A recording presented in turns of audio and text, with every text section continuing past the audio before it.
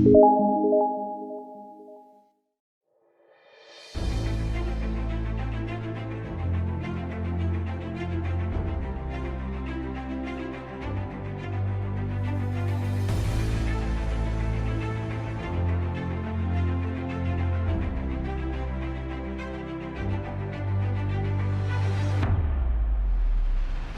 Turing was one of the most influential British figures of the 20th century. In 1936, he invented the computer as part of his attempt to solve a fiendish puzzle known as the Inchudungs problem. This mouthful was a big headache for mathematicians at the time, who were attempting to determine whether any given mathematical statement can be shown to be true or false through a step-by-step procedure, what we would call an algorithm today.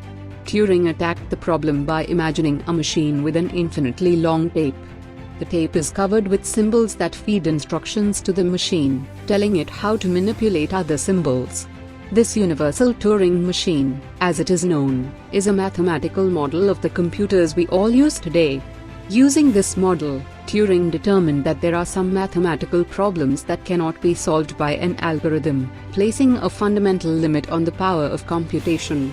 Turing's contributions to the modern world were not merely theoretical. During the Second World War, he worked as a codebreaker for the UK government, attempting to decode the Enigma machine encryption devices used by the German military.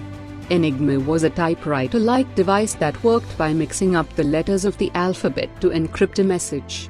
UK spies were able to intercept German transmissions, but with nearly 159 billion possible encryption schemes, they seemed impossible to decode. Building on work by Polish mathematicians, Turing and his colleagues at the code-breaking center Bletchley Park developed a machine called the bomb capable of scanning through these possibilities. This allowed the UK and its allies to read German intelligence and led to a significant turning point in the war.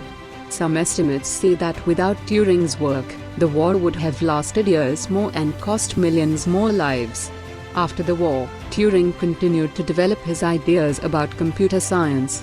His work led to the construction of the first true computers, but his most famous work came in 1950 when he published a paper asking, "Can machines think?" He detailed a procedure, later known as the Turing test, to determine whether a machine could imitate human conversation. It became a foundational part of the field of artificial intelligence, though many modern researchers question its usefulness. Turing also became interested in biology, and in 1952 published a paper detailing the mathematics of how biological shapes and patterns develop.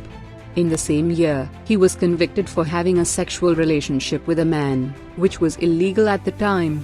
Turing was made to choose between going to jail or undergoing hormonal treatment intended to reduce his libido. He chose the latter.